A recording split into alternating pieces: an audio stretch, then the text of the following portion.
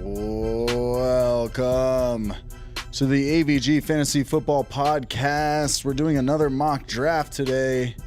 I got my boy, it's your boy T here, Tyler Revelis. We got Andre Navarro, also known as Andre Navarro. We also have Anthony, who is eating during the podcast. That's great. Great. You know, you got to get it in when you can get it in, baby. I got a protein up my throat. Look, we're doing another mock draft today. Oh, and I'm Michael Marcani. I'm the host with the most. We're doing another mock draft today. These are obviously we're getting into fantasy football, the start of the NFL season. So mock draft is important. What do we say? Mock till you drop. Somebody said that for sure. Maybe one of us, maybe not. I don't know. But I think it's the guy with the nose ring who said it. For sure. Dude, who has a nose ring? Idiot. But yeah, these are really important when you're doing fantasy football. They are the best thing you can do. If you ever need to go do a mock draft and you don't want to wait a long time, go use the Fantasy Pros mock draft simulator. I use that. It's a good tool to use. I think I threw that in the description down below. You can use that as well. But or you could always join us and do a mock draft with us live. Before we start this mock draft, go ahead and subscribe to the YouTube channel. Leave us a review on the Apple Podcast app. Like this video. Do all that good stuff. Help us out. We appreciate you big time, baby. Yep. And yeah, we can just get right into it, boys. I mean, let's do it. You want to throw that off, baby? Yeah, let's get it cracking, dude. Let's see what we mean. All right. Am I on the screen? Yep. Yes, you are. Do you not want to be on the screen? I don't know. I was trying to eat to find it. It's time to do the mock draft. Let's get it started. Let's get it. All right. Shout out to Tyler, shout out to everyone who joined. We got first Chris, picks already in. Guy, Saquon Barkley goes off the board. I agree with the 1-1 with Saquon this year. So, that didn't. Oh, the 1-1. Okay. Oh my God, it's already my turn. All right, and just like that, dude. I mean, this is pretty standard for every league, right? These two dudes. Zeke is probably the only other one. Yeah, I would take Zeke at 2 personally. Yeah. So, those are the only three I could think of that you could flip. Oh my God, where's I would have went McCaffrey first. Where is this mock draft? I was saying in standard, you could push for Zeke as one just because in a standard league. Yeah, with the touchdowns because those offenses could be. Yeah. We don't know Carolina at all. Yep. And the Giants could just be middle of the road, and For Dallas could be like numero uno, potentially, and be 6 potentially. and 10. So Zeke is no one. Yeah. So no, in standard, I could see that. But yeah, I wouldn't blame you with that.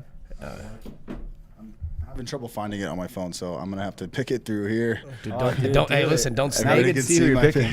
Everyone gets to see. Well, everybody knows that we're going Zeke. Hey. All right. Pretty standard though. I mean. And Dad is on the clock. Pops. All right. I mean, if you snake this pick, probably he's mad. I mean, what do you think here? Where do you think? This is. He's played done. in mostly standard leagues, so that makes sense. But I told him it's half point PPR. We got Spatty on the clock. I like having Kamara at 4, by the way. Yeah, me too. I didn't think I'd be as high as him. Oh, Hello. okay. Hello. I mean, here It's comes these crazy running backs how quick, again, dude. how quick Clyde It's been Edwards has jumped up. 5 running backs in the first 5 picks. We did the last. I don't think you saw it in the last mock draft we did. It was like 20 4 picks in the first 30 something. Yeah. First it was like 20 running backs in the first. I was gonna say picks. last time Michael Thomas went 5, so at least we got one more running back in. But I mean, I saw his projections. They have him at like 140 catches. Something stupid. Michael Thomas? Yeah. What did he have last year? Not getting 140 catches. Yeah. What do you have? 150. I don't even know. I saw something stupid. I was like, shit no way. 200. They have him for like 1,500 yards too. I was like, get the fuck out of here. In a full PPR, it was like annoying playing Michael Thomas. You're like, there's another catch. There's another catch. Dude, There's another catch. Yeah. Oh, okay. Derrick Henry then. Damn, this is going a lot faster than I thought it would. Say really quick in the comments, Alex asked, what's the case for Saquon 101? I got him at 2 in full point PPR. I mean, I think Saquon and McCaffrey are going to pretty much Interchange. They're interchangeable in most leagues. I mean, some people are going to think Saquon, some people are going to think McCaffrey. I'm not going to blame you either way. But take who you like better. I mean, where I'm at. Oh, you're up. Yeah. Fuck it. I mean, I'm going to half homer, half he's there. That's your guy. That's my dude. You do love Miles Sanders this year. They did lose another offensive lineman. Yeah, Andre Dillard. Yeah, me and Chris were talking about it earlier. I guess he was dominating in camp. Biceps, I want to say. Does that cause a little caution for concern? I mean, 40%, 2 of their 5 starting offensive linemen aren't there. You think it's kind of like, is that you a little worrisome? For sure. I mean, a little bit. At least they got Jason Peters back, which makes me feel like 10% better, so 30%. But, but yeah, I mean, it's a little bit of cause for concern. But and he was having some soft tissue issues. I've kind of lowered him a few spots actually. But for PPR purposes, and you lose two of your their tackle was the best. Was a tackle or guard though? It was the guard. He was the best. He was the best guard in all of football. So he was like Rams. He's the best. Yeah, he was. Bro, if they lose Lane Johnson, wrap it up. I'm gonna go with my wide receiver 1. That's who was between wide receiver 1. I'm not mad at that there. I feel like I'm gonna play this out. I know you like Miles Sanders, but I do think that Miles Sanders is almost. I don't know. He's almost like in the next tier for me. Just small game sample size. I don't know. Yeah, that's how I feel. It's definitely close. I can see that. I mean, you still have Joe Mixon there. Yeah. See that. I took that. The reason I did that, if I'll kind of explain my pick is, there's 3 running backs that I'm okay with being my RB1 right there, and to me, it's that Devontae Adams is my wide receiver 1. So if he's your wide receiver 1, you're in that same spot, and you know that you can get. And if you want to take him with the 2, let's say if I was going to take him at the turn, why risk it when I have a running back that I think is going to kind of be in the same tier there? So I took my wide receiver 1, and then there's 2 picks going before me, so I'm going to get one of the 3 running backs I like. I mean, Devontae Adams should see 150 targets.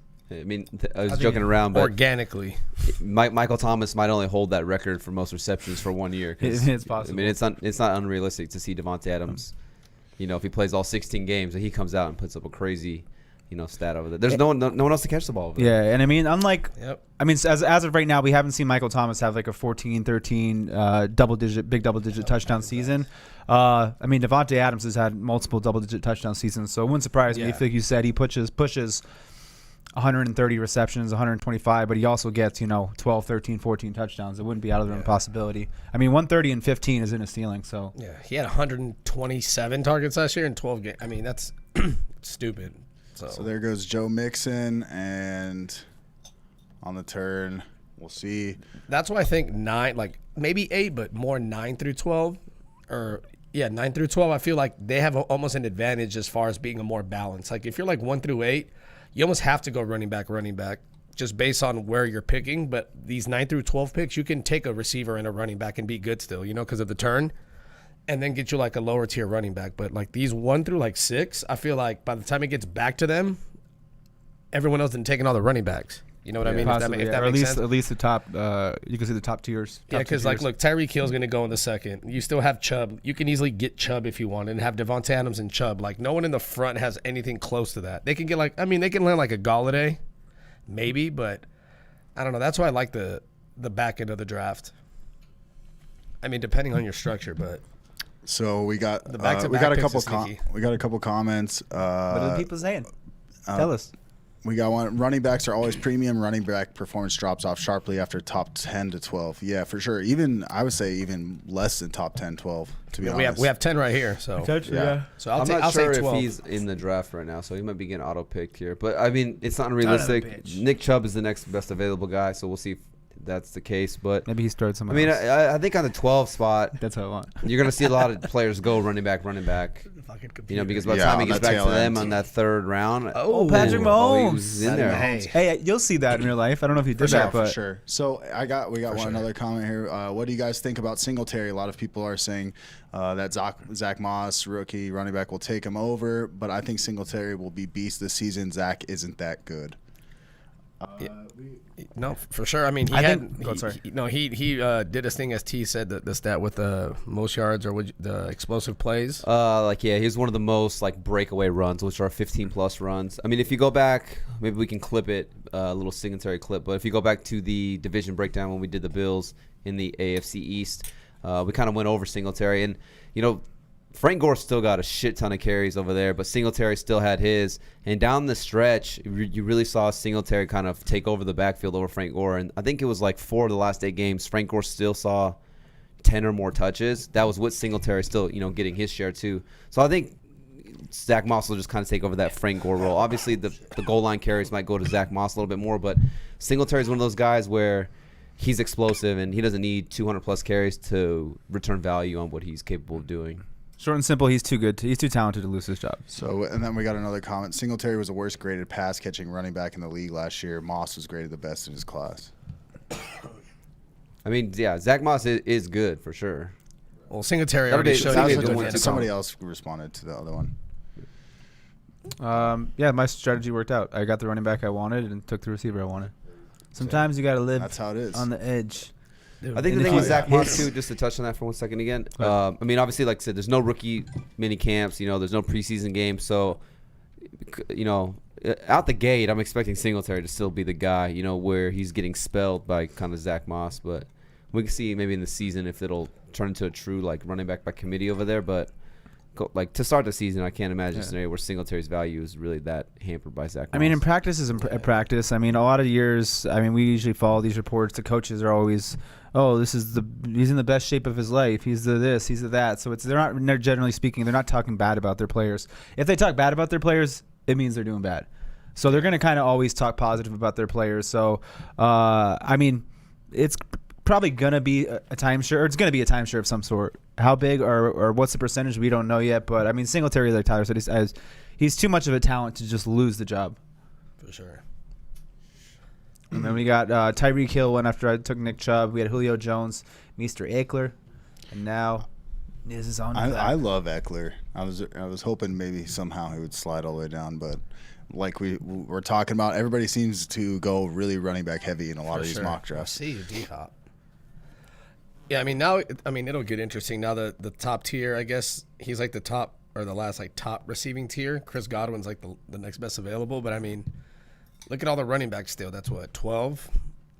So 12 through 17 picks, still pretty heavy, and that's with a Patrick Mahomes thrown in there. So it's like now these guys, like including you, Mike, like do you just reach? Now your best available running backs, you got Kenyon Drake's, Aaron Jones, James Connors, or do you go and get there's still a good amount of receivers: Golladay, Godwin, Evans, Amari if you like them. So it's. Yeah, there's it's like, and then you get to a point where you're like, dude, if this one of these tight ends falls to me, do I grab him? You know what I mean? See, our receiver. See, that's crazy. I don't know. Michael Thomas. You're gonna get catches. It's a mock draft. You got to see how it plays out. 100%. But it's just crazy to see, I suppose, when everybody's just going. I've always said it before. I've had plenty of years where I've won on the back of 3 stud wide receivers. Yeah, no, for sure. I think the one league that I went undefeated in that one year, I had AB, Mike Evans, and another stud receiver. Yeah, and it was like those 3 guys were just carrying my team every week. Yeah, if you have a good quarterback, if you hit on quarterback, and if you hit on tight end, and you have, let's just say you get a late running back that ends up becoming an RB1, let's say you take Jonathan Taylor and he ends up becoming like a top 12 running back or something like that. That's when your team's fucking just stacked because the receivers every week are, especially in a full PPR, could be a little more. Mike's like, when's this guy gonna pick, then? Panic pick. You're not getting Amari, that's for sure, because you got Zeke. So bet he won't. Oh, my mic was off. It's Amari. No, but I'm in a situation where I don't really like the receiver running back value right here. Like, I don't like Aaron Jones. I think I can wait on a couple of these receivers around here, so I'm just going to take a swing on Travis Kelce. I'd never really go tight end in the beginning, but, hey, it's a mock draft, dude. It's practice. Practice makes perfect. You might hate it. You might hate it at first, and then by round 7, you're like, you know what? I kind of like the way it laid out. It is nice to. Obviously we're only doing 12 rounds here, but it is nice to get that out of the way, so you don't, have to stress about.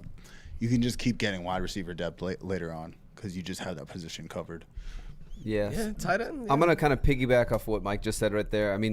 For me, if like one of these running backs, like if Drake or Eckler was to fall, depending on how the draft unfolds, I was kind of hoping to grab one of these guys and just go running back to start out. But the running backs now are just to get in this back and in the second round. I don't think the value's there. I mean, this is kind of one of the scenarios where, like I said, I'm agreeing with Mike. I think this is a good spot to maybe just grab one of these elite top tier tight ends because the depth at the wide receiver position is so deep. So I can grab some guys in the later rounds, and then I don't like the running back, so I'll go with my man George Kittle over here.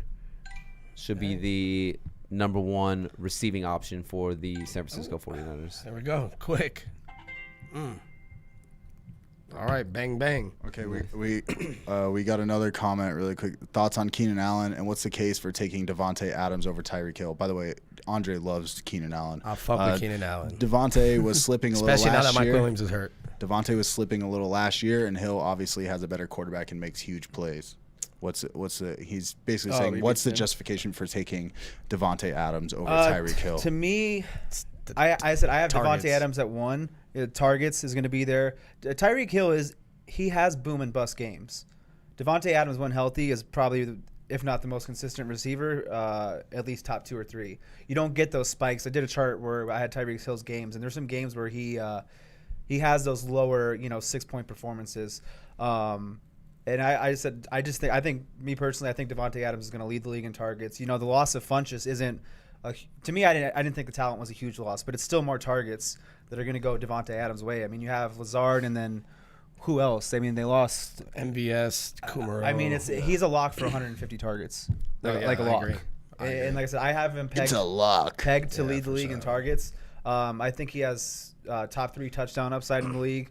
I think he has top 3 yardage. And then the consistency, like I said, when he's right and healthy, like he had that ankle injury last year. He's, I think, the most consistent receiver, or at least top 2.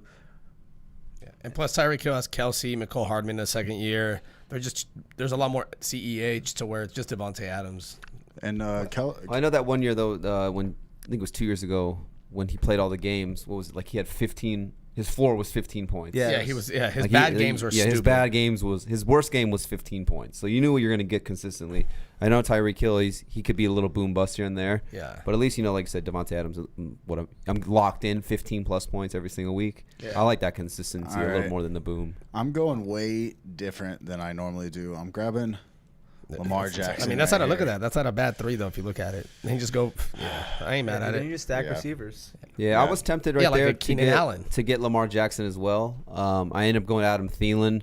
I'm pretty high on Thielen this year. I think he could be another one of those guys where he pushes the league lead in total targets. I was tempted to take Lamar Jackson there, but I do like the depth at the quarterback position. But I mean, you can't go wrong with taking the MVP Lamar Jackson there. I mean, another 1,000. Do you think he gets another 1,000 yards on the ground? He had 1,200. I think he's due for regression just because there's a lot of defenses that are going to figure him out a little bit. But they added a lot of weapons to that offense too. They drafted the 2 wide receivers and. I mean and they said they want him to pass more. So yeah, I think it's like 850, 900. Yeah, but it's not much under. I think when I statted him, I think I had him at like 850, 900. Yeah, because I mean he broke the fucking record his first year, so give him a break. Let him shit. Let him run for 9. He's gonna break it again. Yeah, if he does that, then you know what? He's a first. If he runs for what he ran last year, he's a first-round pick next year. By the way, my dad's in this draft actually, so he goes Cooper Kupp, which actually I love Cooper Kupp. Hi, Dad. I'm with you on that. I was thinking about grabbing him, but I just wanted to go for the quarterback value. See, there you go, Art, right there. Boom. Got himself, what could be RB1 with 2 wide receivers. Yeah, now, I mean. Do you think the 3rd round is a little early for Jonathan Taylor? I mean, I've seen somewhere he's going in like the 4th, 5th round in some of the drafts. Because, Marlon Mack isn't going away anytime soon. I do agree. I think Jonathan Taylor's better than Marlon Mack. But, still a rookie's got to come into the league and learn it. And Marlon Mack, obviously a veteran now, and he knows the offense and stuff. So, yeah, you think the 3rd round's a little too rich for your blood right there? Or? I took him in the 3rd last time, so no. Nah, especially if you think he's going to break through. I mean, if you think that's what's going to happen, he's worth it. Because, I mean, this is the thing. If you don't get him in the 3rd, he's not going to make it back to you in the 4th. So it's almost one of those get him now before someone else gets him. Just go for your guy. Yeah, because sometimes just like, you get what I mean? Like if this was like the 10th pick where I'm picking or the 11th, it's a lot. You're probably more apt to maybe let him slide because all you got to do is let him slide by a couple picks. You know what I mean? But middle of the draft, you have 7 guys and the turn, so that's like 14 picks to where You know, it's going to be your chances are, you know, a little less in your favor. Yeah, I'm not mad at it. I like the fact of like, you know, you're going for your guys. Like just because their ADP might be in the 5th round, but like I know Anthony always touches on it. Like if your own personal grade is like I have a 3rd round grade on this guy, even though he's going in the 5th round, I don't want to risk it. I'm gonna go for him in the 3rd round because that's why, you know, I think he should be graded out and going. You know who I'm gonna get right here, T? I don't like it in that situation because he doesn't have a true RB1, and if Jonathan Taylor is. Let's just say week 1 he comes out for 8 carries, 40 yards, no receptions. That's not a good start to your season. And if he has to work, if it takes him 6-7 weeks to get a true feature type of role, your running back position is in trouble if you don't hit on the next pick. Yeah. That's why I don't like it there. If he already had another RB1 that you know is going to be consistent, then I don't mind it. But when you take Jonathan Taylor as your RB1, that is a pretty big gamble that he needs to come out week 1 and see the ball. I mean, week 1 he could have 8 to 10 touches. Yeah, and that's your RB1, and that's going to hurt you. Yeah, no, that's a little rich for my blood. I wouldn't reach for him in the 3rd round. I was just saying in general, like if you like a player, you know, and you want to reach for him, like reach for that player if you have a higher grade on him. But 3rd round's a little rich for me on Jonathan Taylor there. I would have went maybe a little safer. I was already going to pick, but I just want you to go. Who do you think I'm going to take? I'll give you a couple seconds. Calvin Ridley. Yes, sir. I didn't even look at the standings. It doesn't matter. That's exactly who it is. Fucking Calvin Ridley. I was just like, well, what's funny is I saw the dude Baldos, whatever. Sorry, dude, if I said that wrong, but I was like, he's got Julio. Oh, I can't see from here if that's an I or an L. Yeah, you good. You good. But yeah, he had a Julio, so I was like, shit. I mean, I would take Julio and Calvin Ridley, but you know, can't assume that. So I was like, I'm about to get Calvin Ridley. I am bullishly high on. Speaking of Beto says Mike, your draft was looking like mine last time. Yeah. And I was like talking a little smack on that too. Look at me, I got the same thing. Scenario out. I think. Okay, I'm gonna see what happens to this. I'm gonna go with Amari Cooper. Amari Cooper. I don't. Well, now we got 3 minutes. Oh, Blake says his app crashed. We'll get it going, buddy. Get better. Oh, he's on. That was David quick. Johnson comes up on the board. You don't like James Conner there, Blake? Odell Beckham Jr. goes much earlier than we like him. Oh, okay. Cool. Back. I played. So I just like I said, this is a mock draft, so I kind of want to fuck with this, see what happens. So we pointed out how consistent Devontae Adams was when he was healthy that year before. So I dueled him with Robert Woods, who is going to probably be another top 8 target guy as far as targets go. So I have 2 consistent receivers. Amari Cooper has always kind of been a little boomer bust, so I can kind of afford some of those bust games now that I have 2 wide receivers that I know week in and week out are going to be consistent.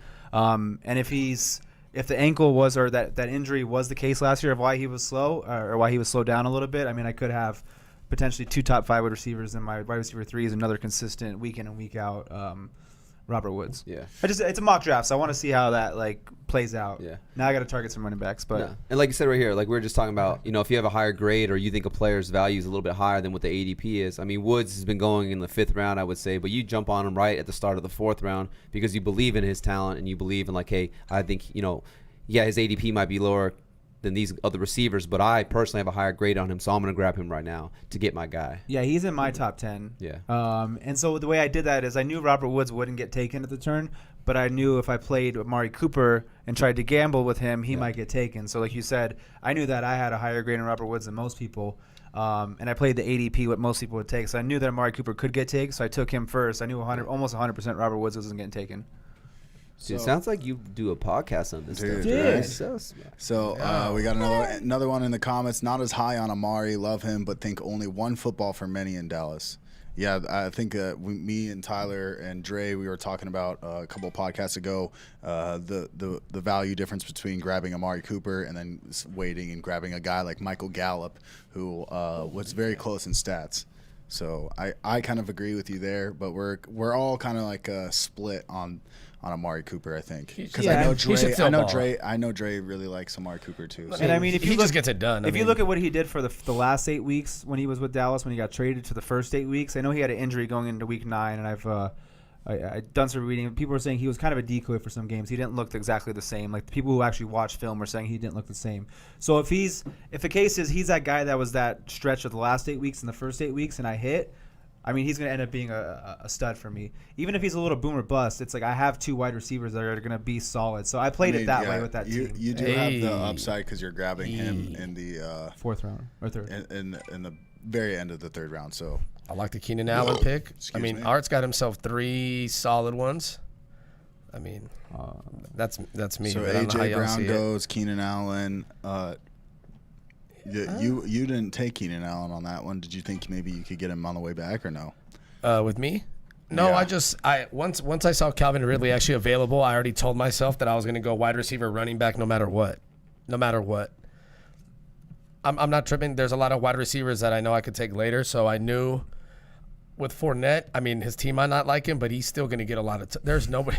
I mean, his backup is Raquel Armstead.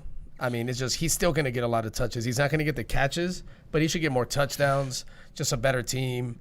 And if he gets traded, fuck it, but he's still the clearest cut number 1 that you can get, and I'll take that in the 4th. I mean, and ride that shit out. So speaking of grabbing guys a little ahead of time, he's a little bit farther down in these rankings, but I believe in our boy Cam Akers. I think he's going to take over that Rams offense. I think he's going to step into that Todd Gurley role. I do believe he will be the one, so I'm going to go Cam Akers. And especially, I haven't drafted a running back since the 1st round. I believe. Put him in as my RB2. Hopefully, he performs like an RB1. And Darrell Henderson is hurt, so. And we got another in the comments. I like Fournette. Was super explosive last year. Just couldn't get in those touchdowns. Don't think Chris Thompson will affect his workload too much. Nah. Also, why are people drafting Hilaire? Why are people drafting Hilaire so high? I think I don't know if you guys want to respond to one of them. I mean, obviously he's the only running back to go in the 1st round. He goes to the last pick in the 1st round. But I mean, Clyde Edwards-Helaire is, I personally thought he's one of the best running backs. He was a deep running back class, but I mean, he goes tied to one of the best offenses, and Damian Williams opting out just offers the opportunity for more touches for him. And we saw what Kareem Hunt did as a rookie in that offense. Kind of lit up the NFL, led the league in rushing.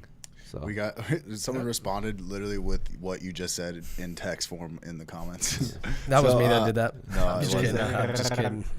All right, so Mike just did a little clip. I was begging him because I said, I think this guy's getting slept on a lot. I've been begging him to make a clip on it. He finally did. And I said, if he's there in the 4th round, I'm going to take it. And Dre was like, you better take him if he's in the 4th round. Who is it? Devin Singletary. It's Juju Smith-Schuster. Yeah, my boy Juju Smith-Schuster. I just feel like he's getting slept on. And like I said, I mean, last year he's getting drafted at the back end of the 1st, start of the 2nd. So, I mean, that value was obviously pretty high. I think now, like going in, back into the 4th, start of the 5th, I think that's a little more acceptable for what Juju could be right there. And he's my wide receiver too. So I don't need to rely on him to be this elite wide receiver 1 that people were drafting him as last year. I like your team, actually.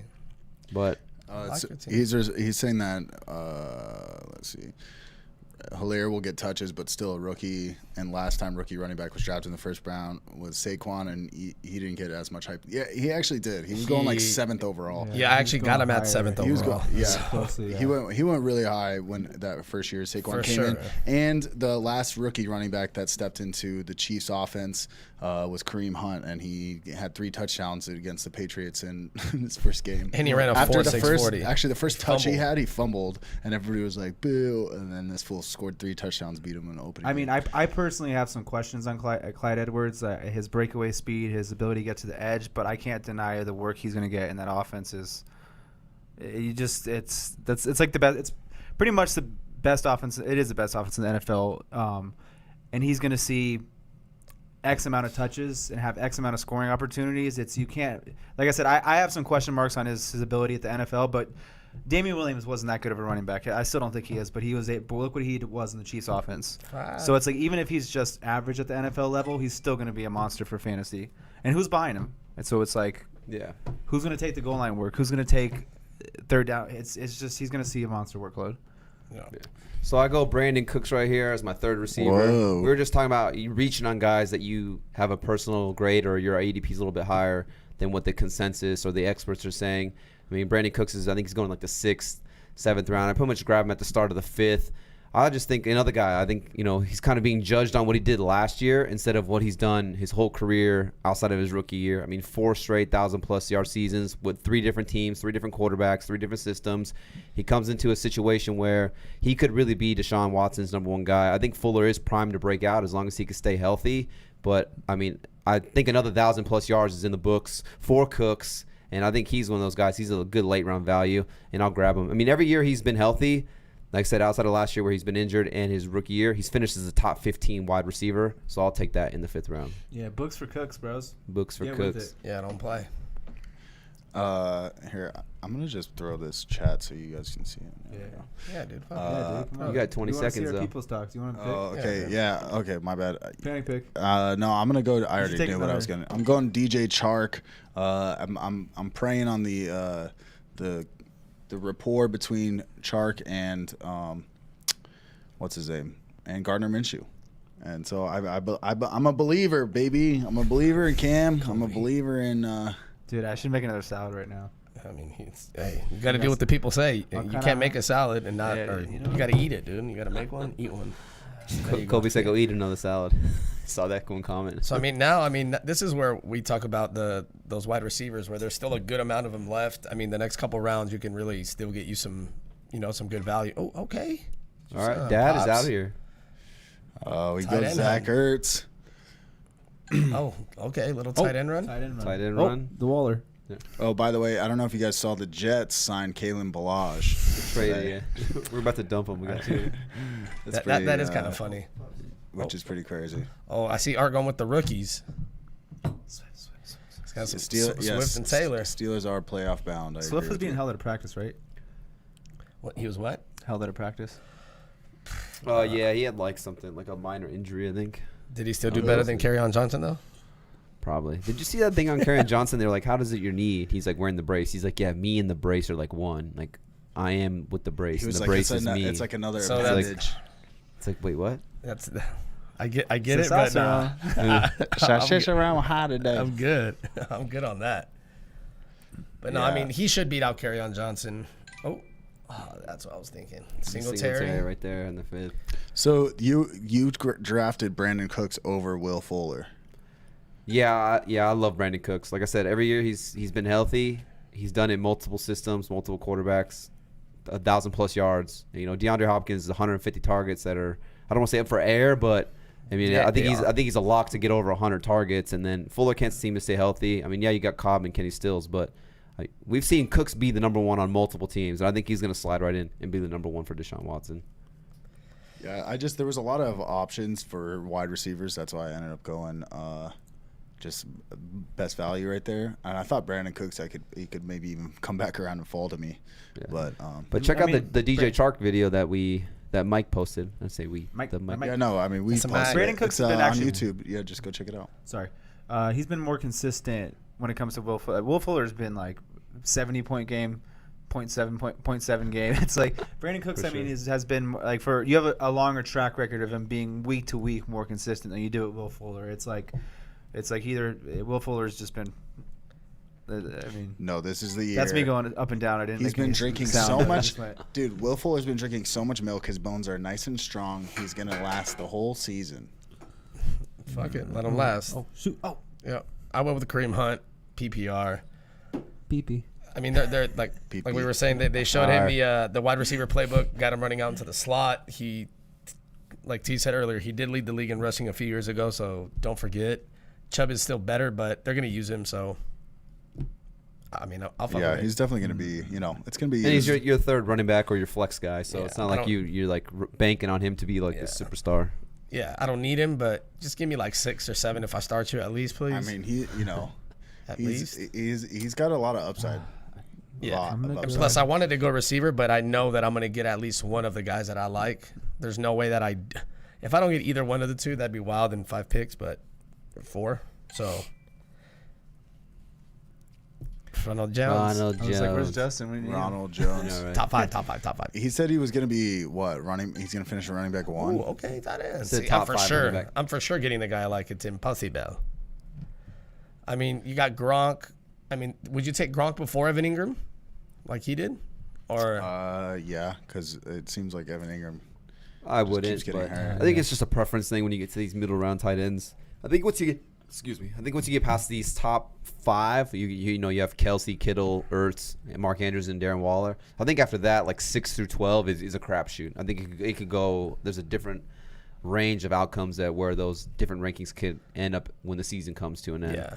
So it's kind of at that point, I think it's just preference. I think Mike's even touched on it. Like if he doesn't grab one of these top tier tight ends, he's not going to waste a pick on one of these middling tier tight ends. He's going to wait till like the later rounds. Yeah. That being said, I'm not touching. I'm probably not going to draft either one of Gronk or Evan Ingram. I'm not. It is all different. I mean, I have Ingram, Hurst, then Gronk, so it's close. But it's just some people, you're gonna have your Bucks fans or your Patriot fans, but I think he's gonna do better than most people think for sure. I think he's gonna have a lot of touchdown upside any given week with the weapons that they have on Tampa Bay. So even if he doesn't come out there and put up these monster Gronk numbers, I mean, I think still a couple catches and a touchdown is in the books every single week for him. I feel like AJ Green in the the end. End of the fifth? The end of the fifth. I mean, Pick 60. I would go running back in real life, but I want to see. Oh, you took my pick, you fuck. I said no, I'm going to take him. Well, no, it's okay. I had my other one, and obviously you know who it is. Bing, Will Fuller. So it was either one of the two. I have them ranked back to back. Yeah, so like since we're doing mocks, I wanted to see what I would look like having 4 of my first 6 picks would be receivers. Like real life, I would have taken a running back right there. But for purposes of like a mock draft, like because I could have mixed up that running back somewhere else, I want to see what I'm looking at for sure in that round. So I know if I go into a real draft and I end up for some reason going three of my first 4 picks are wide receiver, this is what I'm going to be looking at a running back later. So I purposely did that. So you gotta fuck around with these mock drafts, bro. Experiment. Was hoping T.Y. Hilton slid to you. Yeah, I mean if you could get T.Y. Hilton in the 6, oh my god. Yeah. Just another guy I think is being kind of slept on, me personally, because he's being judged off last year with a bad quarterback. Now you're gonna get a Phillip Rivers who has a good offensive line, like Dre was saying. You got all the weapons on the field, so yeah, I think Ty is a good value right there in the 5th, 6th round. The amount we talk about the Colts, it seems like we would be Colt they have a Colt following. Colt fans, yeah. A Colt following. Oh, zing! Zing! Oh my goodness! Oh my god! All right, I'm gonna just guess this person's pick. I was gonna say, should we guess? Go ahead. What do you got? What do you got, Amac? I think they're gonna go quarterback. Quarterback. I say they go David Montgomery. Hey, how about you don't yell at me? I'm not yelling. Okay. That's my guess. David Montgomery. That's the pick. Lock it in. They told me. I think he's got a big red O, so I don't think he's gonna take him. I'm going Courtland Sutton. Courtland Sutton. All right. I like that. It looks like they got auto picked, and it's Courtland Sutton. Philip Lindsay. Oh, Philippi Lindsay. Bummer. That's weird. The best running back in Denver. Bummer. Yeah, that's weird. That's so weird how they Did just the second took him. best. They took him over. That's how. You mean the best, right? That's not what I said. I mean, okay. Niz had a good idea. Sorry, I with, couldn't hear you. You were talking into the wrong side of your mic. Oh yeah. It looks like Niz made a good decision because he's got 4 running backs, and now he can go get. See, that's a good strategy. Receiver in the 2nd. I'm thinking I'm going to get my 1st and the 3rd, honestly. I'll probably go running back. But I feel like we keep talking about players, and then they get drafted right after we start talking about them. Mostert. Raheem Mostert goes. Moistert, as Art would say. Spatty with Devontae Parker. I see you. So we got. There's still so much value here. So there you go. Would you rather take? Oh, I mean, yeah. So you get, yeah. I'd rather take Mostert over Philip Lindsay, honestly, though. But what is your? I know we touched on it. We did the division breakdown, but what do you like? Where do you see this Niners backfield? Because to me, it's like I don't want anything to do with it. Because I think one week he's going to be Mostert, but then any given week it could be a Tevin Coleman week where he's the hot hand potentially. Or Jerick McKinnon. Yeah, they're gonna I'm sure they're gonna try and give him some opportunity because they paid him all this money for nothing. So I want nothing to do with it because I think it's going to be too kind of. And then who's the rookie they've been hyping up too? I mean, JaMychal Hasty. Yeah, I mean, for all we know, 1 week he's getting. So he's like a Matt Breida, JaMychal Hasty. He goes Stephon Diggs. I mean. Dude, so what do you guys think with this whole David Montgomery thing? Son of a bitch. What's going on with the report on him? Fire up Artavis Bryant. They said it was a groin issue. If you saw the video, I mean, he went to go cut and he slipped and he pretty much just did the splits. So I think 2 to 4 weeks. I think he pretty much just strained his groin. I don't think it's anything that's going to be season ending. They'll probably, especially because it's the start of the season, I would think that they'll probably let him sit out longer than if they were midseason. Maybe they try to rush him back. I think they try to get him back to close to 100%. So I think he maybe misses a game or 2 at the most. But I was hoping he would fall to me, Mike. If you take him here, I was gonna take him. Yeah. So I'm actually not going to. Oh, okay. He was just asking what you thought. But but I was just curious because I know I've seen a little bit of the reports, but I was just curious what you guys think on the whole thing. We should definitely talk to Dr. Cucci on that. What was his injury again? It was a groin. It was a groin. He was like standing there. It was weird. So I mean, if he was healthy, I would have grabbed him over Brandon Cooks for my 5th pick. But knowing that he is injured, I was kind of hoping maybe he'll slide a little bit and I can grab him in the 6th round. He kind of falls into my lap. I don't think it's anything that's going to be too serious, personally. I mean, obviously, it just happened the other day. We'll have to kind of look more into it. Maybe we could get Dr. Cucci to see what happens. But to my understanding, it was just a groin strain. He kind of just overstretched and, kind of really pulled that muscle. I don't think it's anything where he's going to need surgery or anything like that. It's kind of just like, when you strain a hammy, in a sense. So you're out a couple weeks. But, I mean, a guy who, I love David Montgomery, and, he should see 240-plus touches, that's just carries, not even including what kind of receiving he should get. So, yeah, I'll take just the receiving upside, and I'll just hold on to David Montgomery. Even if he sits out, like I said, the first 2 or 3 weeks, I know going forward from weeks 3 on at least, he should be good to go, and I like him as my RB2. Yeah, I will say if it takes away any of his explosiveness that he has, apparently, it's not good because he's not a very explosive player at the NFL level. They said he lost a little bit of weight. He switched up his diet, so we'll see if that factors into how he looks, because he came out and said he didn't think he was explosive or very fast. I mean, I don't like to judge a player off of 1 year, but yeah. So if he loses some explosiveness from that, it's trouble. What do y'all think? Him locking down the Dolphins' backfield just went.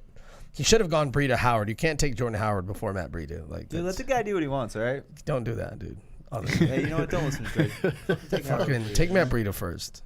But no, he likes taking backfields. I mean. Could you start them every week? Or would you start them every week? Both of them? I mean, he's going to probably start one of them, maybe, because he already has. Oh, shit. He's got 75 running Jones, backs. And he has Melvin Gordon. I would just package Jordan Howard right now in a trade. Yeah, that's probably, sorry, whoever that is. That's my least favorite team. There you go, Chris. Chris, bro. Sorry. Chris, I feel bad saying that. That's dude. He don't like your squad, bro. Well, I just hate the quarterback behind Terry McLaurin. Mike Evans recently hurt himself. Did he? Yeah, fuck. and then fuck with Mike Evans. No, I'm just kidding. And then Melvin Gordon apparently can't handle the altitude in Denver. Yeah, I mean he's Aaron Jones. I don't like. I love Saquon, but then 2 Miami running backs. Yeah. So why are you hating Miami running backs? I mean, it's not that I hate on them. It's just that he doesn't like them. I'd prefer to not have them on my fantasy team. Well, shit. That is all. And listen, don't take it offensively, dude. I see what you're doing. We're there, doing T. Trying to set yourself up for the long haul. J.K. Dobbins, dude. Yeah, J.K. Dobbins. We'll see how they do that workload in Baltimore. I think we went over it when we did the division breakdowns. But, I mean, there was, Gus Edwards, I think he saw 130, 140 carries. So I'm assuming J.K. Dobbins will see about the same. And then if anything was to happen to Ingram, COVID, injury, I think J.K. Dobbins is an instant RB1 that, you're set and forget every single week in that offense with Lamar Jackson. And you almost kind of had to take a running back too right there because if David Montgomery's out week 1, you need someone you can plug in, and you're going to almost go 2 whole rounds of running back depth. Yeah. I have Chris McCaffrey, which is kind of like a running back and a half in himself. So that's kind of why I was like, all right, that's why I didn't touch a running back until the 6th round. He said he's 1.5 running backs. I just need me a half. Yeah, now it's time to kind of build a little bit of depth at the position for the. Speaking of Christian McCaffrey, Cam Newton's new Christian McCaffrey, I'm hoping will be James White, the pass catching running back in New England.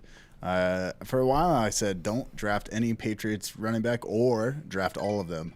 But I almost grabbed – it was between Jarvis Landry, Julian Edelman, and James White, and I went running back because I think it really falls off after that. But I'm not mad at Jarvis Landry right there. Yeah, I really wanted to take Jarvis Landry, but like Anthony said, if Montgomery wasn't there, I had to take some type of running back, especially because by the time he gets back to me, a lot of running backs are going to be gone. But, man, I really wanted to take Landry right there. There you go, T. Art said, fuck you. I got Marlon Mack and Jonathan Taylor. See? There you go. Got it done. Hey, locking up the Colts backfield. I see what he's doing over there. I'm dying. Do you want some water, Dre? No, do you have vodka? I'm just kidding. I don't drink vodka. I'm just kidding. I don't.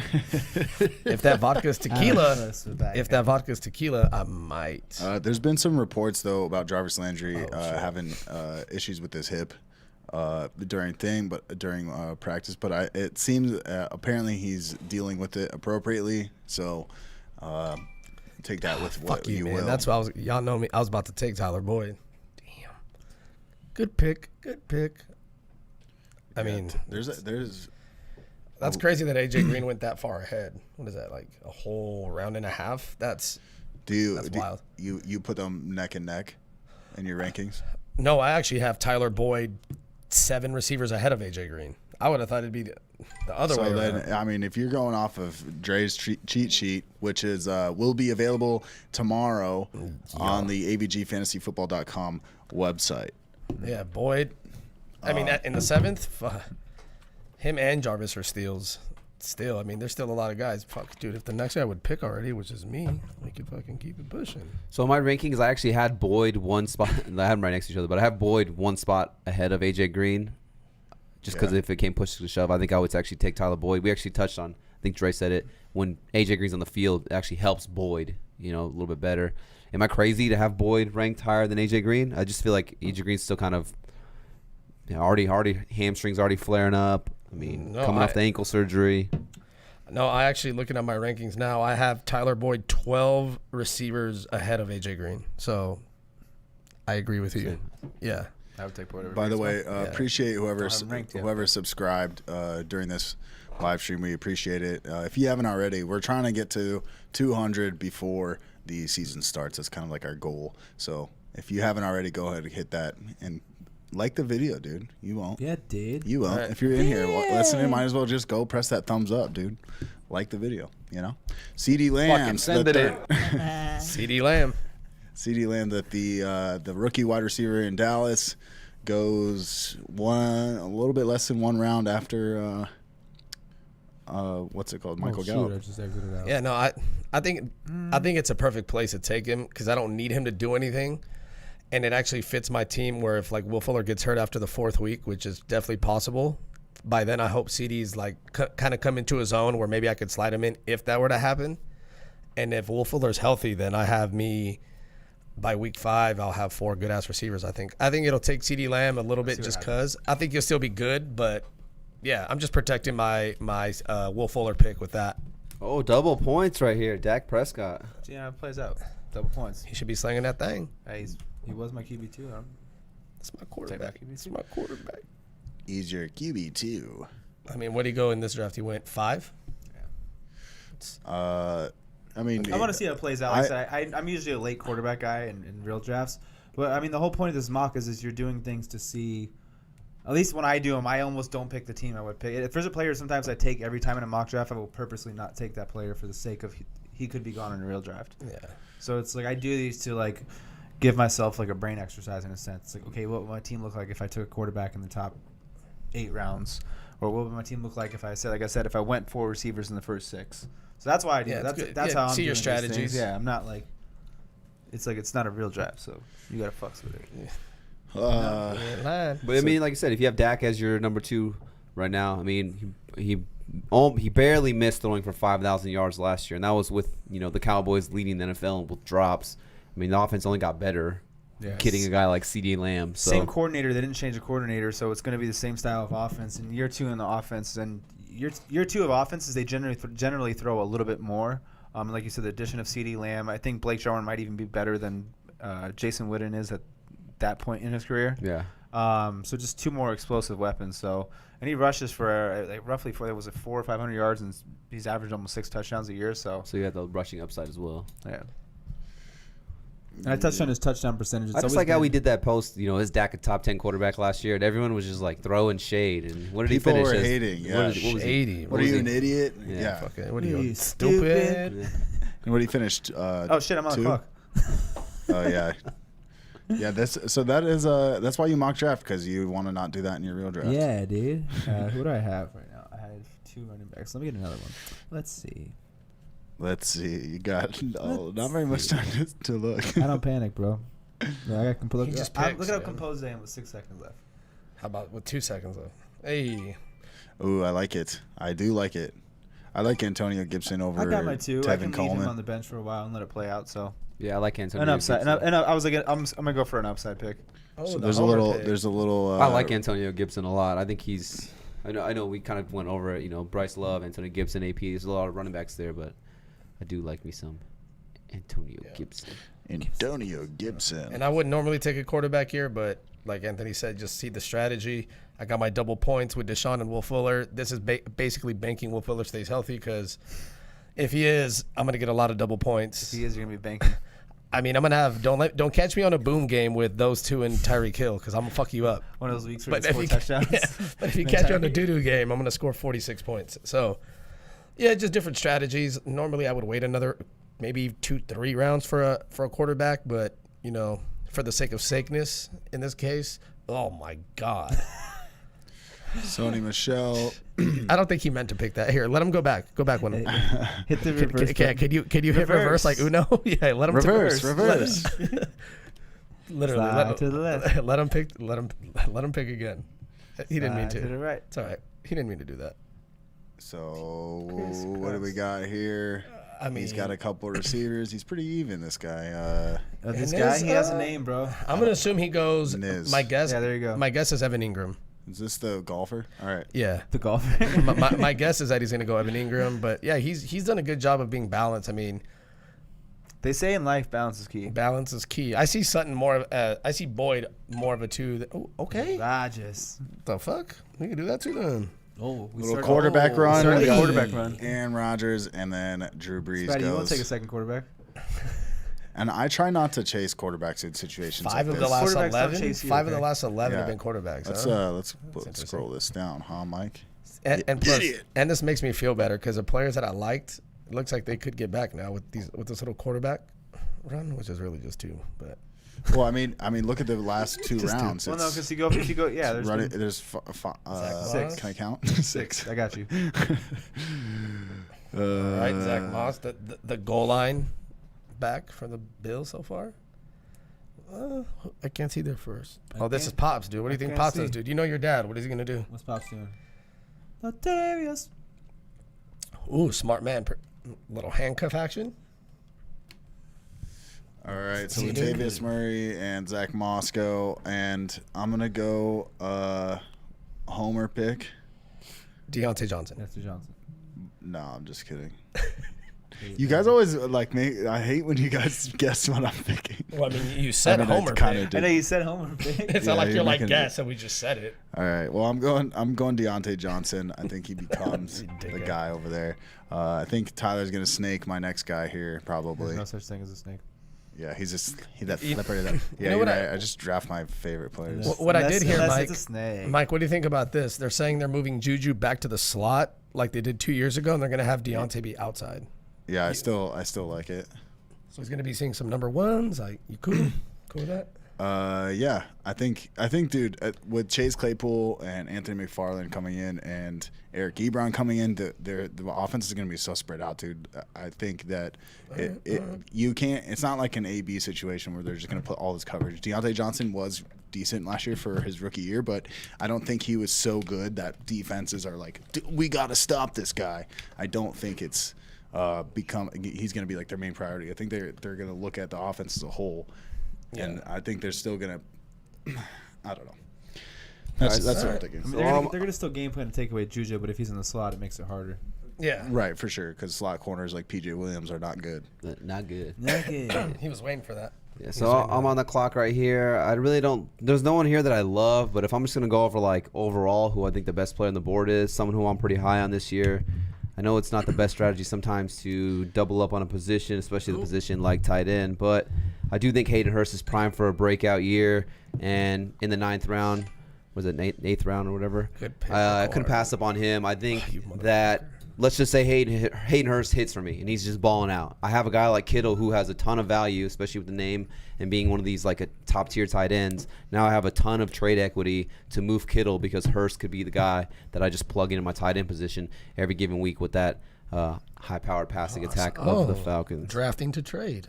Drafting to trade, yes. This is Smart one of man. my strategies. I will draft to trade.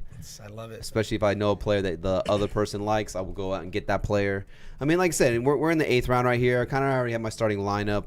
I mean, I'm not in love with my running backs. You know, outside of McCaffrey, obviously, like I said, he's 1.5.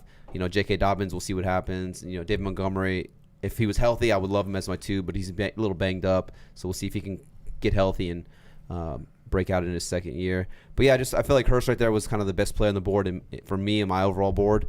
And like I said, I could always trade Hurst or Kittle going forward to get a better second running back potentially. Yep. And this is why you want to make your own board, so you can kind of so you pick your shit. That sound. And then I'll just go Alexander Madison right here, just in case something happens to Dalvin Cook. The guy right there, he should see a ton of workload. If Dalvin Cook holds out, gets COVID, injury. I mean, Cook hasn't done a full 16 games yet, so yeah, take a shot on Alexander Madison. And I'm gonna take the guy that I thought you were gonna take, and I'm really happy he's here. Me and Tyler are both pretty high on Jamison Crowder, the Jets wide receiver. He's apparently going to get 90 receptions this year. Who told you that? Yeah, I like Jamison Crowder. Beto says, "Damn you, Tyler! You took both my next picks."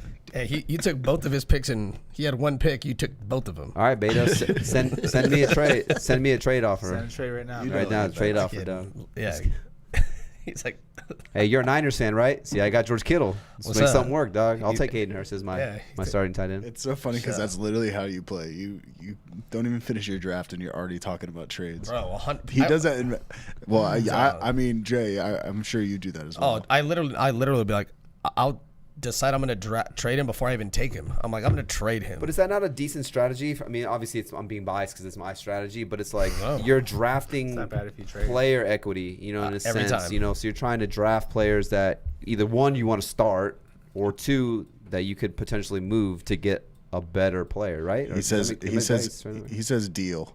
Deal, nice, yeah. I mean, no, I get what you're saying. He's a Niners fan, so see, like now scenario, I could potentially trade Kittle to him for, something else. I don't really trade, so I don't draft a trade. Pat's on the clock. But that's here. me. Like I said, we everyone has strategies. But that's the beauty of fantasy football. Everyone has their own personal strategy, their own personal big board. If you're like me and you don't trade, don't draft a trade because then you're just wasting a pick. At least though with Mac, don't even send him trade offers when you're like in a trading mood. You just go down the teams. You're like, he's not even going to trade. Just don't trade. People send me offers and I'll be like, yeah, I'm not even gonna look at that. So that's one thing I hate. Like if I send a trade offer, I'll look at it. So, I'm kidding, but David Felton does it. Like I'll send him a trade and I know he sees it, but he won't decline it. He'll let it just sit. I'm like, bitch, just decline the shit already. 7 weeks later. Yeah, I'm like, bro. The player gets hurt, accept. I had to get his number one time. I'm like, hey, I sent you a trade. He's like, you did? I'm like, don't act like I've seen you set your lineup, so I know you've seen the trade. Only just time I'll tell really me to trade fuck is off. if That's like fine. it's getting close to playoff time and I have like an extreme amount of depth and I'm low at one position. I'll try like I'm basically bumping up for like the playoffs. I'll do it like the MLB. I'm like, all right, we gotta bolster up this bullpen. Let's make some trades here. Let's do yeah, and I love doing like 2-for-1s. That's like I will give you 3 motherfuckers. Exactly. For sure, And you get an extra bench spot. So 2-for-1 could be 2 for 2. Yeah. All right, so 100%. 2 for 2 Tuesdays. We got since that went. We got 2 for 2 Tuesdays. Sorry, Mike. Don't make Mike mad. That's okay. It was important what you guys had to say. Dude, thank you. I felt at least we agree, dude, because I thought the same shit. No, I was just saying Henry Ruggs, the rookie, goes. Do you guys like Henry Ruggs this year? So they were saying he's supposed to play the role AB was going to play. Are you buying that though? Well, I mean, nobody's AB. AB's a different type of human, I think. Yeah, physically and mentally. From what I read, they're going to use him in the slot too. They're going to move him all over the field, which I think is actually good because he's so fast. Instead of just blinding him up in one spot, but I also think that could hinder like the learning curve because he's going to have to learn more spots. But I mean, his speed is, I don't know. I feel like even when he's not getting the ball, just putting him in motion is going to open things up for other people. So I think it's a scheme thing. They're going to, like similar plays that look the same that are obviously different, just give him similar looks. But it doesn't matter if Derek Carr can't complete a fucking pass, honestly. So more completion percentage. I think more power. No, I mean like more than like 6 yards downfield. Like you can throw the swing passes to him, that's good. But let me see some like. I own the guy. He said I took Ruggs. I took Ruggs. Was thinking Judy, but went Ruggs. That's what he said. Just said. Shit. Sometimes you gotta go with your gut. It's hard to say. Denver's lost their left tackle. It could put a little bit of pressure on the young quarterback in Drew Lock. Maybe it hurts the offense a little bit. I think their left tackle opted out. I can't remember exactly what happened. I think he opted out. Yeah. See my team's collective 40 time. We're going to win. I got nothing but dudes that get hurt and are fast as shit. I don't care how fast you run in your fucking underwear. If you're not blocked, you're not playing for this team. Shout out to the Hard Knocks, dude. That was so funny. You see that shit on the Hard Knocks? No. Oh, he's like yelling at the receivers. He's like they're going over the tape, and the guy missed a block, and he's like, "Look, I don't give a fuck how fast you run in your underwear. If you don't block, you're not making this fucking team." Facts. Except for Deshaun Jackson. His ass ain't blocking shit. But, I feel you. I just heard. Deshaun ain't blocking nobody. Yeah, he ain't blocking shit. I heard Wentz talking about him today when I was watching the mini camp, and he was just like, Jackson. Yeah, he was like, I had him for one game, and he's like, and I did really good. I hope to have him out there the whole season because he looks as fast as he's ever. He was just hyping Deshaun Jackson. So, and especially with Aguilar being out, I mean, you saw what he did. He had two tugs and like 160 yards week one. So, I mean, is he going to average that? No, but the fact that Carson, especially when there's a bunch of young guys around, he's going to need a vet other than Ertz to throw the ball to. And if Deshaun just be available, that should, in the 10th round or 9th round, I'll so there goes Evan Ingram. Evan Ingram went after Hayden Hurst and Hunter Henry. Yeah, so Evan, if you're watching, I drafted 2 tight ends, obviously, because I want to trade one potentially. If Evan's watching, why did you, if you could write in the comments, what made you select the second tight end in Evan Ingram? I would just be curious to know what his thoughts were on that. For sure. It's a little delayed, so he'll see it. But I thought he was talking to Evan Ingram. That's weird. But yeah, I was looking at Evan Ingram, and I was like, he already has a tight end. I was like, he'll fall back to me. He's like, cool name. But cool there's no name. such thing as a snake, so I ain't mad at it. he's a Snake. Oh, there you are. That's what I was taking Damon next. Harris. That's see, that was a risk. You are a snake. That's what You you are. thought. See, that's what happens. It was between Damian Harris and Deshaun Jackson. I thought I could get Damian Harris on the turn, and I was wrong. Mama's wrong. I was wrong. I was wrong. Mama's wrong again. But no, I think he's going to be the starter week 1. So, yep. I shouldn't have said that with y'all watching and y'all, people in my league, but I think Damian. I mean, I've been saying, but I think he's going to be the starter week 1. That's the hardest thing about this is if any. He was in consideration as well. Yeah, All of our he's gonna friends start. know the guys we're high on. I'm going like a really heavy receiver draft. I kind of want to see how I like it at that. No, for sure. I already got my next. Evan said that because he was still available and having Gronkowski. That doesn't really answer the question. Maybe because he's not Gronk's kind of a wild card, a question mark. He could either be Gronk of the past, or he could be just kind of a decoy. I've actually read something where they're saying that he's going to be out there a lot as a decoy, but I think that Gronk is probably like a big question mark because you really don't know what you're getting. People could think, he's not the same Gronk, but I mean, could the year off really have helped him get like 100% healthy? I mean, probably. He smoked a lot of weed too. I mean, I think I read that Bruce Arians said said that he looks better. He looks healthier this year. Or maybe it wasn't Bruce Arians. Sorry, don't quote me. But someone said that he looks healthier than he did in the past. Like the year off almost kind of did help his body a little bit. I mean, a year off. I just don't I don't know if it could have gotten worse because he looked pretty. I mean, I guess it could. He had braces all over his body, bro. Yeah. I don't think he came out of retirement to like sit on the bench or not really be involved either. I think he really thinks that they could potentially win a championship, and he wants to be involved in that offense with Brady. So real quick, Raphael says in the comments, sorry for all the questions. You guys are actually pretty entertaining, not gonna lie. Much success, thanks. Dude, you don't gotta apologize. Don't be sorry, dude. Yeah, you don't gotta apologize. We actually appreciate when people ask questions and engage with us. We're happy to answer questions when we're doing these live streams. And if you do like these live streams, go ahead and make sure you subscribe. And during the season, we're gonna do kind of like Thursday night football companions, or either one of the nights we're gonna do like companions. So we did like a whole draft companion during the NFL draft. So it's more chill and it's more fun. It's gonna be like a more fun podcast than informational. More fun. Don't catch us if we have. It's gonna be more fun. If we have parlay bets on the game, though, it's gonna be even more exciting. Yeah, which will be every fucking week. We should put our bets up on the board. It's done. So Josh Allen goes. Michael Pittman Jr. goes right in front. Oh, it's my turn. He said, "And it's on me." Yeah, I mean, there's a good run of rookies right there. I mean, look, you got Rager, Bryce Love, you got Justin Jefferson, Michael Pittman Jr. Out of those 4, I'd probably take. I know Michael Pittman Jr. is your boy. Yeah, I do like Michael Pittman Jr. a lot. I'll fuck with him. Like I said, I'm more of a Bryce Love guy. It's funny. I actually have AP, him, Bryce Love, and Antonio Gibson all in like the top 50. See, right here, The back of it though, but right in this spot, I don't like. This is where there's literally, to me, there's nothing but backup running backs. So I'm gonna go with, I'm going Miami, baby. I'm going Little Preston Williams. Preston Williams was a pretty beast. Pretty beast. That's a sentence. pretty beast. He's a pretty beast. Pretty beast. Oh, you pretty beast. see now it gets to the nitty gritty. We're in the 10th.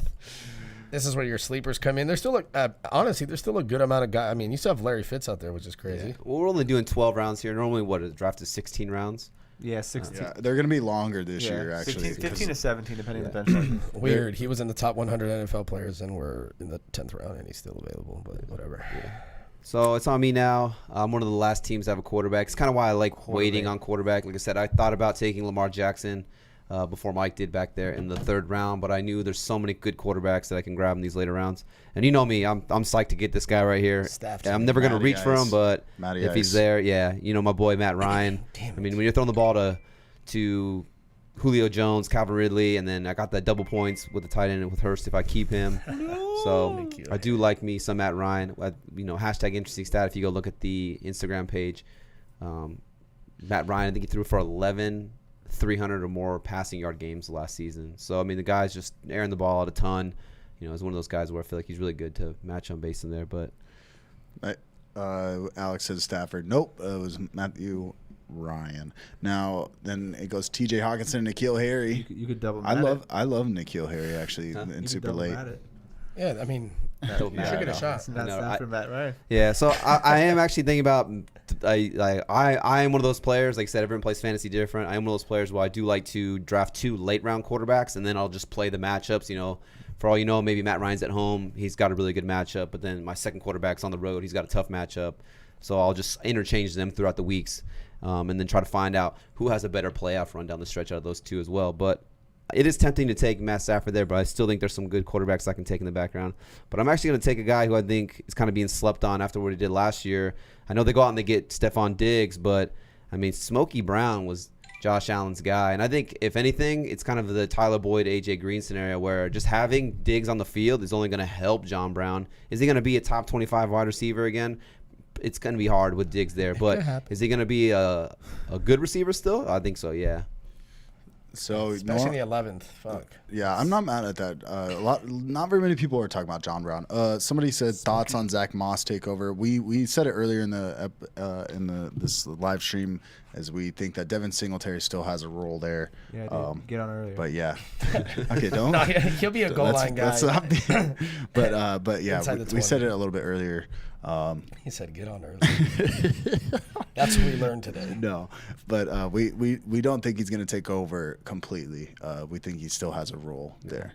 So if anything, all the Zach Moss hype is like helping Singletary's fantasy value. Yeah, because you're going to get him even later, and let's just say the role isn't nearly as big as what a lot of people are anticipating, and it's a 65 to 70-30 split, then it's like you're going to get Singletary at extreme value. Yeah. I mean, Singletary went in the 5th in this mock draft to Niz, and I feel that's where I would feel comfortable taking him in the 5th round. I mean, I don't think you're too high on a draft pick. You're not letting him slide too low.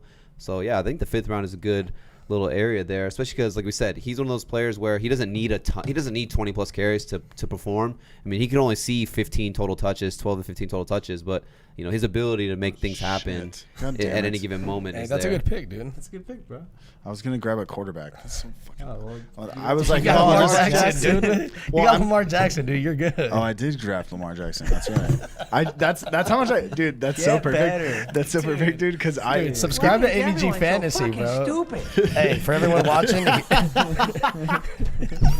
dude, listen. When do I ever draft a quarterback early? I never do it. The one time you don't need another quarterback is literally you and Evan. You don't need another one. You can fucking pick one up later. Literally. I'm all mad about it. It's like perfect. He said, "Oh, I got Lamar Jackson." That's right. I run a podcast. All right. I don't know if you wanted to just tell yourself that you have him. Pat goes Larry Fitzgerald. He goes old school. Listen, dude. When we're talking PPR, man, Larry Fitzgerald's still I mean, he still surprises. He has more catches he has less drops than tackles. Is that right? No, he has more career tackles than career drops. Yeah. That's what I just said. Okay. That's not what he said, but It's like the same thing, only different. I said he has more tackles than drops. Yeah, dude, that's literally what I just said. Yeah, no, but I said it before you. I feel like whoever got Larry Fitz snaked Spatty. I feel like Spatty was like, I'm gonna get Kyler and Larry Fitz. Like, yeah, I do think that trade him. I do think that the Cardinals win that division this year. That's my hot take. Oh, that's a stupid fucking take. You think so? Well, I'm a Niner fan, so of course I'm not gonna agree. Oh with yeah, it. that's right. That's right. Anything can happen. It could happen. I think the Cardinals Anything? can take that division for sure. Am I missing a position? I sure as fuck am. Do you know what Isaiah Simmons, the linebackers? Do you know what Isaiah Simmons' 40 time was? Yeah, it was a 4.39. Yeah, that's right. Okay. We got in the comments, you guys dropping Sanders down now that a second O lineman is out for the year.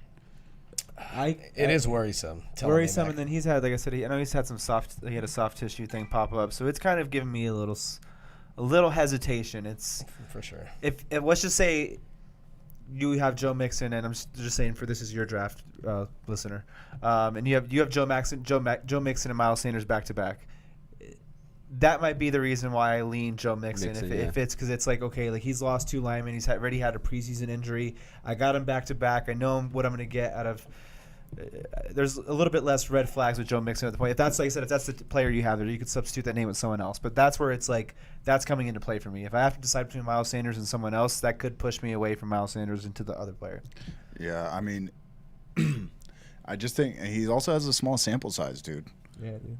You know what they say about small sample sizes? Dude, a girl told me, she's like, your sample size is too small. I'd be like, is that fucking right, huh? Why don't you help me build my sample size? Just wait till after week 8. I'm just kidding. For Miles Sanders, for me, I mean, I think I have him at like 11 or 12 overall. I don't know if I feel comfortable with him being my 1. I mean, obviously, you're going to get him in that back end of the first, but I would feel a lot more comfortable if I could grab like a Mixon or a Josh Jacobs, and then on that, if I have like that, 10, 11, 12 pick, and then I come back around and I grab Miles Sanders as my 2, because then it's like now I'm not banking on him to be like this superstar 1. So if he does fall off a little bit, it's like I still have one of these other running backs to be like my RB1, and I could have 2 RB2. I could have 2 RB1s, but if anything, I have a good RB1 and then a good RB2 if Sanders doesn't hit his true ceiling. True ceiling, yeah. I like that. Yeah, so like I said, I took Dak Prescott at the 7th turn. So there's only 12 rounds, so I'm going to – in a real draft, I'd probably be doubling up on tight ends. And what I like about having Dak in this situation, in this draft, is I don't have to waste another pick on a second quarterback and carry 2 tight ends because I went tight end late and 2 quarterbacks. Now I'm clogging up a lot of my roster. So kind of just something to think about. Like I said, if you're in a situation where you go late quarterback, late tight end, if you do end up grabbing a quarterback that's – potential top 5, top 6, you don't have to burn another pick. I can just pick a quarterback off the waiver wire. Yeah. And now I can duel up on the players. Now I can duel up on tight ends and not clog up my roster as much.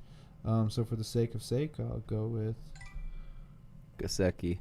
All right, so we go back-to-back tight ends. Dre, let's start with you because you go with your boy Noah Kant.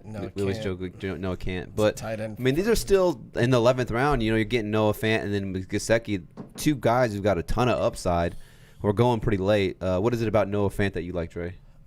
Drew Lock, I mean, they did well with him. He was very willing to pass him the ball. I mean, Drew Lock was slinging that thing to everybody. So I think as much shit as I talked about the Broncos offense, I feel like he's going to give it life more than anything else. I mean, and everyone like kind of gravitates toward him too. They say he's like a big locker room guy. He's fucking. I mean, I'm sure you've seen him rapping too, like on the bench. So he's just. I mean, it looks like he's like a fun guy. Everyone likes him, and he's got a cannon of an arm. He's got these young guys, and no offense, athletic. He's no blocking tight end by any means. So I'll take the upside. He's not a blocker, but he's got bars. Anything? What about Gesicki? That I mean, 11th round, good value, or what? And then you go Jonnu Smith. So just elaborate on both your picks here. Good little 1-2 combo. I'm just kind of taking 2 potential upside picks. Like I said, I have to take. I probably would have really spread those guys out a little bit more in a real draft because maybe another round or 2. Because looking at the board, pretty much everyone has a tight end, so I could have got Jonnu. Yeah, another you can round. get Jonnu. Yeah, really I get him late. later. So, I mean, we've went over and over about the upside of Mike Gesicki. He has 90 90 target to even maybe close push to 90 plus in his upside. Yeah. We've talked about how John could potentially even be the number 2 target on this team. And I have 2 tight ends that have upside. Both of them could bust, but I'm wasting low capital. Both of them could hit. Now I have 2 good tight ends. One of them can hit, and now I have the tight end I need. So it's kind of like I'm doubling up right here at the tight end position, and I have 2 high upside athletic guys. So it's if one of them hits, I'm happy. If 2 of them hit, I'm extremely happy. If none of them hit, I'm not wasting a lot of. I can go find maybe a Chris Herndon on the waiver wire. He's supposedly being the number 2 pass target in New York, and I'm almost wasting the same amount of value. So that's why I did that strategy. Yeah. So Spatty said Locke is good because he raps on the bench. Great analysis. Thank you. That's multiple reasons as to why. I like it. He's just mad because he likes the video. I know Spatty, so he's for sure seen it. And you don't know the words that I put on either, Spatty, so you could suck my dick. Okay, so Jarek McKinnon goes, Brian Edwards goes. So your boy Brian Edwards, Dre. I mean, a lot of reports have been saying, especially you got Tyrell Williams. He's got the torn labrum, so he's probably, for whatever reason, I don't know how his contract's set up, but they go out and they address a ton of receivers in the draft. I'm wondering if a scenario where they could potentially cut him and try to save a little cap space because you do have Edwards, Ruggs, Lynn Bowden. You still got Hunter Renfrow. They should have just talked to me. That's the only reason I drafted him, because I wanted to talk about Brian Edwards. That's literally the only reason. He's going to fucking ball this year. I'm telling you. Someone said, are all 3 of you in full support of that wild mustache my guy is rocking? Are you talking about me or Gardner Minshew? Yeah. I'm both. assuming you're talking about me. Honestly, both. Dude, I fuck with both of y'all in those You mustaches. should take the guy with the mustache with your next pick since you need a quarterback. Yeah, I already got one. Actually a good call. I got Lamar Jackson. I forgot I did that. Okay, listen. Okay, that's I never do that. I went out of my route and looked, dude. Yeah. So You Trey just- goes Stafford and then backs it up with Cam. I think, like I said, if you're gonna go late and just try to match up pair quarterbacks, I think Stafford and Cam is a good little combo here. Stafford was on pace to be a top 10 quarterback last year. Was on pace to go for 5,000 yards before he got hurt. And then Cam, the upside with Cam Newton, as long as he can stay healthy and play full 16 games, every time he's played 16 games, he's finished as a top 5 quarterback. So I do like taking a late right flyer on Cam. It's low risk, high reward. Yeah. What I'm kind of like snaked you. Like this draft I'm looking at, like my in particular is, if you're going to wait, I kind of do like taking one of the top, either you could say, let's just say 7 or 8, quarterback or tight end. Because then if you wait on, because I usually wait, we all wait on quarterbacks, but if you wait on tight end too, like I was just saying, you end up blocking, you take 4 spots in a position where you only start 1. Yeah. So you're kind of clogging up a lot of your roster. So I think if I'm going to go that strategy in real life, I'm probably going to, in a real draft, jump on a quarterback like Russell Wilson, Kyler Murray, or Dak Prescott, so then I can double back a tight end, or I'll take someone like Zach Ertz in the 5th or 6th round, and then I can double on quarterback later. It's kind of just something I'm looking at and analyzing with the draft, where it's like I kind of don't want to burn too many spots in a position where you only start 1. I hope someone takes there can be only one. Drew Lock so I can talk about his rapping. Right again. before I took my last pick, in the comments says, take RG3 to handcuff Lamar. Now that dude, that person Dude, that deserves a fucking he needs to get star. on the podcast. For sure. He needs a guest speaker. That's a good call. That's a good call. Good comment. Good comment.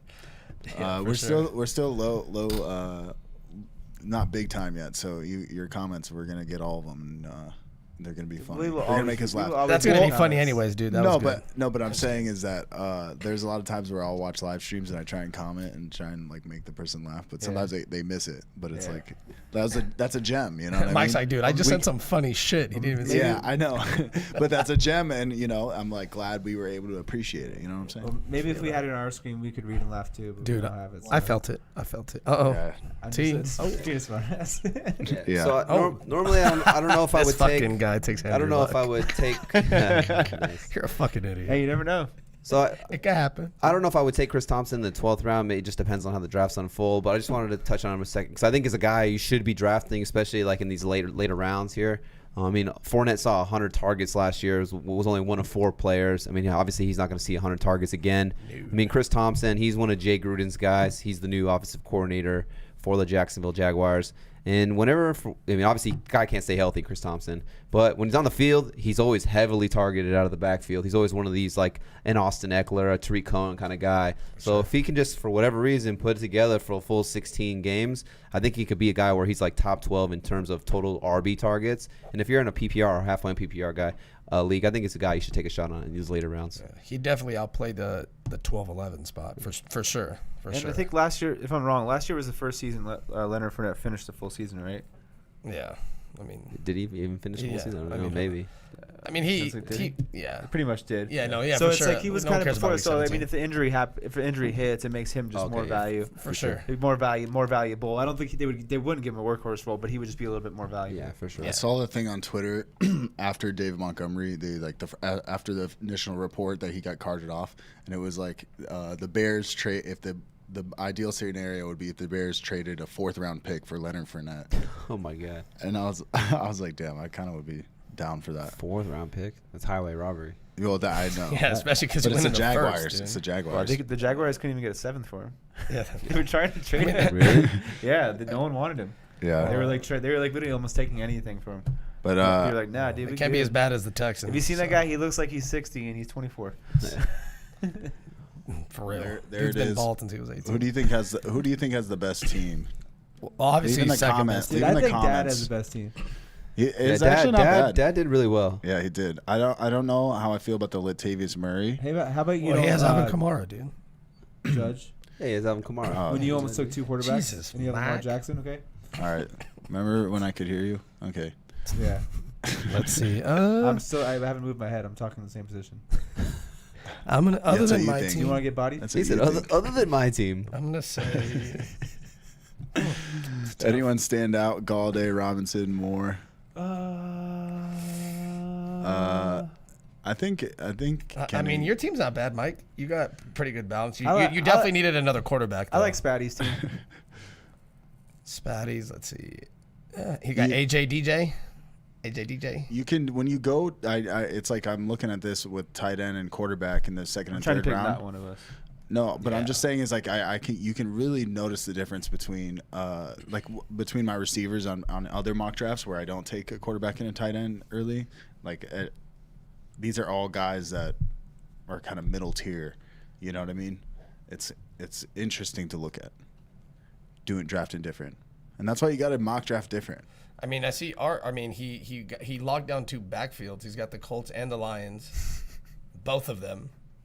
So he's basically covering his ass because he's got 3 receivers. I mean, it's not a bad idea because if one of them gets hurt, he can just drop the other one. You know, if one gets hurt, keep one, drop one. But Yeah. Niz's team is actually pretty good too. Yeah, I like Niz's RB depth. I mean, you can never have enough running backs. And, you're always one injury away from, a backup being a workhorse running back on one of these teams. So And he's got Hyde and Carson, so that's yeah. I ain't mad at that. He's still a hoe, but that's a good team. Yeah, I'm a golf guy, dude. I think outside of his Aaron Rodgers pick, besides that, and the Higbee, I'm not big on Higbee, but besides that, yeah, Niz is a solid. I like dart. Higbee Niz. Shout out to Niz. He shot a 77 today. If he's watching, I see you. All right. Out there. golf That's guy? like Is there golf anything you guy. guys want to touch on, or if anybody wants to leave a question before we end it, we can do that. Yeah. But yeah, I mean that's all. We're just doing these mock drafts. These are really helpful, and we can do more of them if you guys like it. We'll probably do more next week. But yeah, stay posted. You know what I mean? I am doing the rankings. I'm uploading them. We have them all done, but I just need to throw them on the website. I'm gonna throw cheat sheets. They're gonna be basically cheat sheets with all of our rankings on them, a PDF format. You can download them and print them out for your drafts. Now, I'm gonna throw in a regular consensus cheat sheet in there as well. So that way, if you go to download our cheat sheet, you can have the regular ESPN consensus in there, and you can. I guess I would advise is to mark them off so that way you have a better idea of where everybody else is on their draft, and if you have time to grab these guys we like a little bit higher. So that's just a suggestion from your boy Michael Marcanio. Boy, all right? man. I'm gonna go make a salad, guys. I'm gonna go watch him make that salad. Hey, this guy said just found you guys. What's your story? Listen, dude, we're just West- Just out here spitting some real shit, bro. West Straight up. Philadelphia, born and raised on the playground where I spent most of my days. Nah, we all live in Las Vegas, brother. We've been doing this podcast for a while now, but we're just going ham this year. You know what I'm saying? Full ham. Yeah, you know, we've been doing fantasy for a long time, and we listened to a lot of analysts, and we were like, yo, we know more than them. Can we do this? And I was like, I'm kind of a nerd. I got computer skills. I can try and set it up. And we fucking went for it, dude. So if you appreciate it, subscribe, man. You know, come check us out. Best mustaches in the industry. If you want to do fantasy research, we went through and broke down every single division in the NFL. There's 8 episodes. They are kind of longer podcasts, but I put a table of contents within those episodes, and you can do. No, we're not all Steelers fans. We got 2. Yeah, see the table. We got 2 Dolphins fans. I'm the only Steelers fan, and then Andre's a Niners fan. But we got. What was I saying? The division breakdowns. Yeah. Oh, but I put table of contents in the description, so they're all time stamped. So if you want to just hear us talk about different players, you can skip through the episodes, and it's like super easy to navigate. So I can break those down into more clips if we want to, But yeah, man, appreciate you guys. Come check us out. This has been the AVG Fantasy Football Podcast. And what? And we're out. No, don't hit her.